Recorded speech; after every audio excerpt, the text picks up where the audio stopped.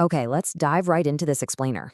Today, we're looking at a fascinating AI tournament that was specifically designed to tackle the massive, sprawling problem of French hate speech. We're going to break down some incredible new research that basically built an arena for different artificial intelligence models to fight it out.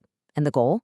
To see which one could actually understand the complex, often messy, nuances of human language. But before we get to the models themselves, we really have to start with the stakes. And specifically, this alarming statistic: 67% of users report regularly seeing hateful content online. Think about that. This isn't just some fringe issue. It's a daily reality for the vast majority of people navigating the internet. And honestly, that number proves exactly why automating safety and moderation is absolutely crucial right now.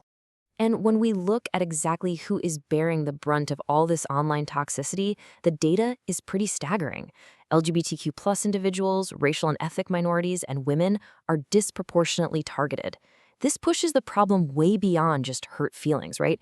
It makes real-world safety and democratic equality a huge, pressing concern that tech platforms are just desperately trying to manage.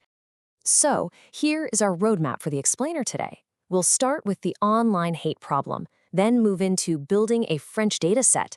After that, the AI model showdown, followed by our core focus for today, the findings where transformers take the crown.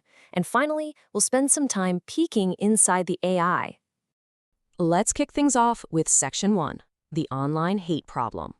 You see, historically, automated safety systems have had a massive, massive English language bias. Because Silicon Valley and major tech hubs built so much of the early architecture, these algorithms were trained overwhelmingly on English text. That meant that while an AI might be pretty great at catching an English insult, it literally couldn't keep up with the slang, the syntax, and the deep cultural context of other languages. It left entire linguistic communities totally vulnerable. The researchers behind this study completely recognized this massive gap. They noted, quote, "In the circle of European languages, hate speech in the French language needs more development," end quote.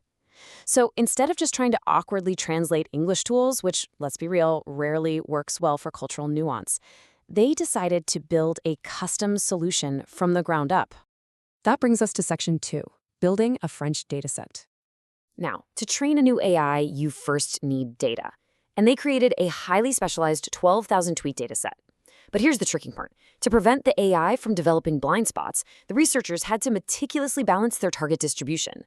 If they only fed the AI examples of hate speech targeting, say, religion, the AI would develop a blind spot for hate speech targeting gender or disability. By ensuring a wide distribution across all these categories, they made sure the AI wouldn't carry its own baked-in biases into the training process. Just to give you an idea, here's a translated example directly from their dataset. Women at the helm is a danger for our country. This shows the gritty, real-world context these algorithms are being trained to process. It's not always just obvious profanity, right? Sometimes it's a grammatically clean sentence that carries a deeply discriminatory meaning. That is exactly the kind of nuance the AI needs to be able to catch. All right, moving into Section 3, the AI model showdown. Before the match officially starts, we need to quickly understand a concept called TF-IDF. AI algorithms obviously can't read words the way you and I do. They run on numbers. TF-IDF is how the researchers transformed the French text into mathematical weights. It basically looks at a tweet and says, okay, this word is used a ton in the specific tweet, but rarely in the rest of the data set, so it must be really important to the meaning of this sentence. So let's meet the actual contenders for the showdown. On one side, we have traditional machine learning models, like support vector machines and random forests. These rely really heavily on those mathematical features we just talked about. On the other side, stepping into the ring, we have deep learning models. These function a bit more like neural networks, trying to read sequences of words to essentially guess the meaning. And now for Section 4, which is really the absolute core focus of our explainer today. We're digging into the findings and how transformers took the crown. When we evaluate the findings, we look at F1 scores. This is a metric that balances precision, meaning how many flagged items were actually hate speech, and recall, meaning how much of the total hate speech it actually managed to find. And honestly, the results completely disrupted traditional expectations. Traditional machine learning put up a surprisingly good fight with a 0.78 score. But deep learning, it actually faltered, dropping down to 0.71. But entering the ring late and completely taking the crown were the transformer models, specifically one called Distil-Camembert, with a high score of 0.80. When mapping out the performance across the board, the findings overwhelmingly point to those transformers. There's a really clear dip in performance where deep learning struggled, while DistillChem and the other transformers absolutely dominated the pack. The findings here clearly and definitively establish transformers as the most effective tool for this highly specific linguistic challenge. So, you're probably wondering, why did the findings turn out this way? Well, the secret to the transformers' victory is their self-attention mechanism. Unlike those deep learning models that read a sentence chronologically from left to right, transformers look at the entire sentence all at once. This allows them to grasp the complex, overarching context of a French sentence.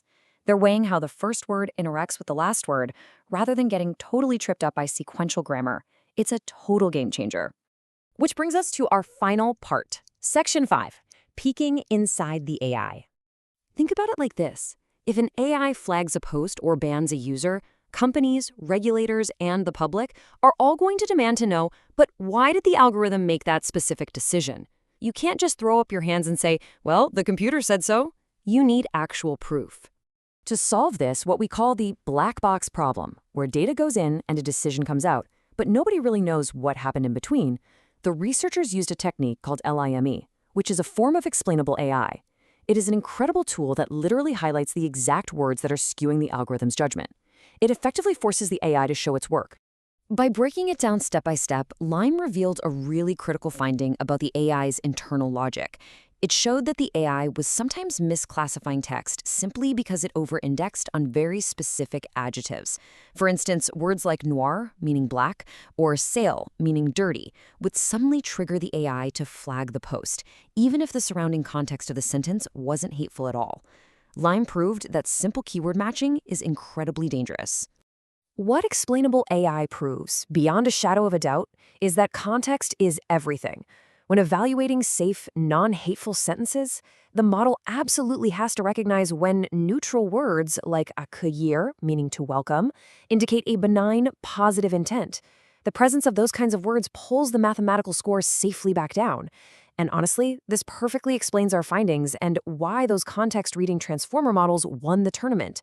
They actually understand that the word welcome changes the vibe of the entire sentence. By building models that don't just score high on some spreadsheet, but can actually explain their reasoning and catch their own errors, these researchers have provided an incredible blueprint for the future. We are literally one step closer to a much safer internet for non-English speakers. So the only real question left is, now that we've successfully mapped this out for French, what language should we conquer next?